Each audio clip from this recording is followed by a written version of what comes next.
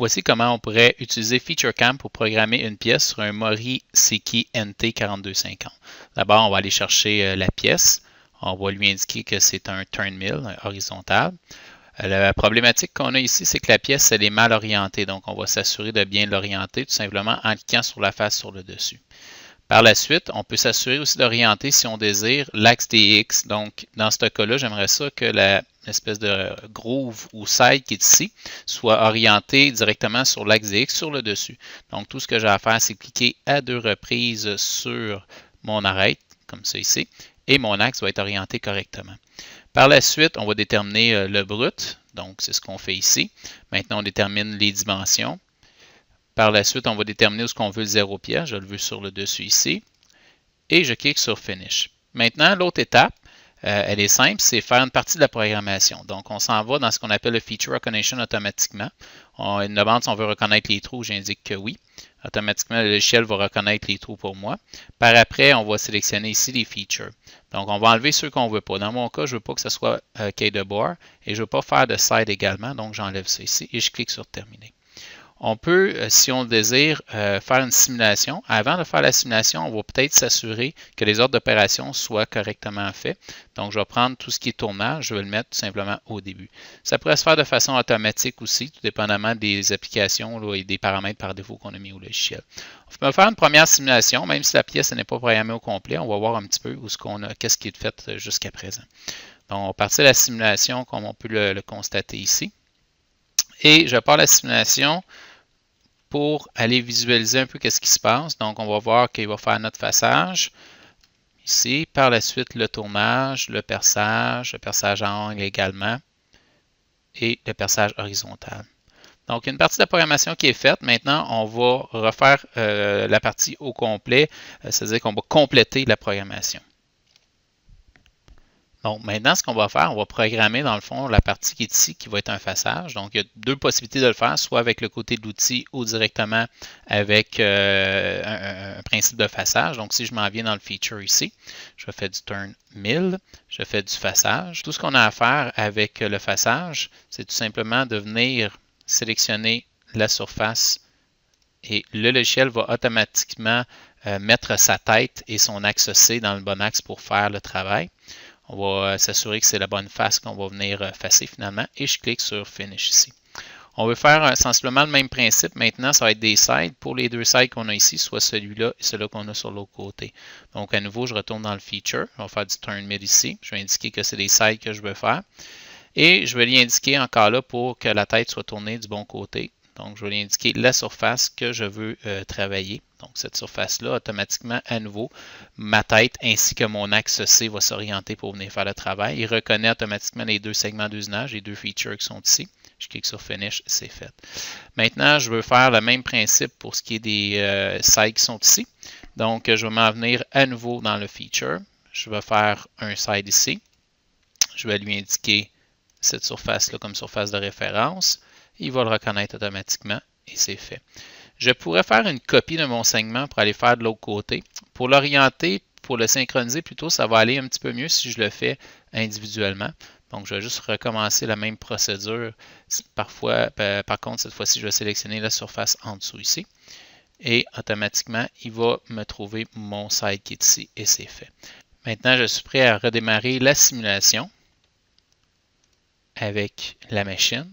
Donc, on peut constater que c'est une Mori Seiki NT 4250. Et on va observer ce qu'on a fait jusqu'à présent. Donc, le façage à nouveau, le tournage, le façage à angle, les opérations de fraisage, le perçage à angle ici.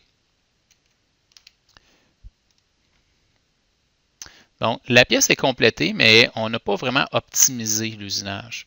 Donc, on va regarder certains points qu'on peut améliorer assez facilement. Donc, si je m'en viens tout simplement dans ma liste d'opérations, je peux voir mes opérations, mais je peux également aller dans Turrets et je peux synchroniser à partir de là. La première chose qu'on va faire, c'est les opérations de tournage qui sont ici. Donc, si je double-clique dessus, je vais tout simplement aller dans Stratégie, puis je vais lui dire que je peux le faire en mode qu'on appelle pinch ici, ou j'aurais pu le faire en follow. On va voir qu'est-ce que ça donne, c'est quoi la différence. On peut voir qu'automatiquement, il va synchroniser les opérations. Donc, vous allez voir qu'est-ce que ça donne comme résultat. Donc, son façage, il n'y a rien qu'à changer ici. Par contre, quand on s'en venir au tournage, on va voir qu'il va y avoir les deux outils qui vont arriver en même temps de cette façon-là.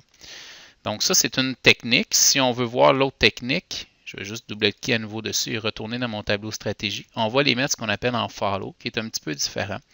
Donc, dépendamment des besoins et de la volonté de l'utilisateur, on va pouvoir faire les deux. Donc, si on redémarre la simulation ici, donc vous voyez, dans ce cas-là, il y a un décalage entre les deux outils. OK?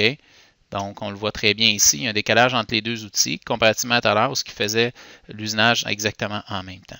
Donc, ça, c'est possible de faire ça en tournant. Une autre possibilité qu'on a pour optimiser, tout dépendamment si notre pièce est proche de notre mandrin principal dans ce cas-là, tout ce qu'on peut faire, c'est également pencher la tête. Donc, si on s'en va dans l'outil, on peut lui donner l'angle qu'on désire. Présentement, il est à 45 degrés, donc on va voir un peu la différence. Donc, avec la tête sur le dessus, souvent vu que les têtes sont assez grandes, on veut empêcher ce type de collision-là avec soit le mandrin. Donc, on peut voir ici que ma tête va avoir penché au degré que je désire pour faire mon usinage. Maintenant, il est possible de synchroniser les opérations de fraisage également.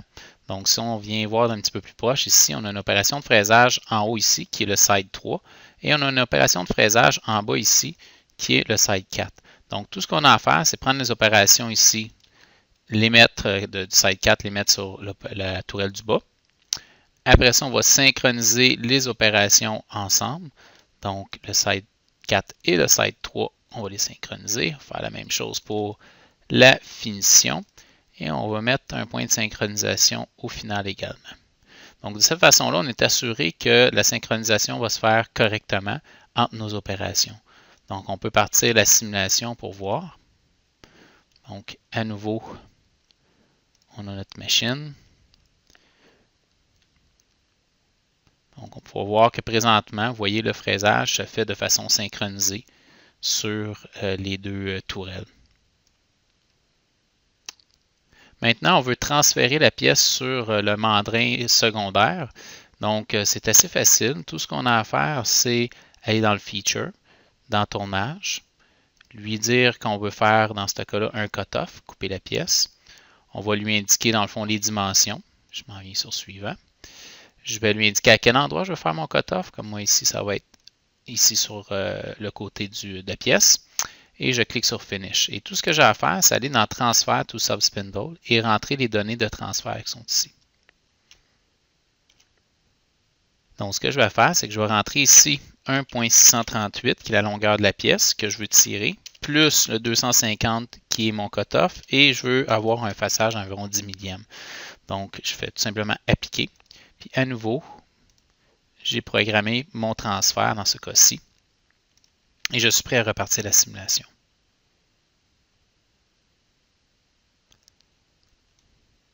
Donc, on va voir le mandrin secondaire dans quelques secondes s'approcher.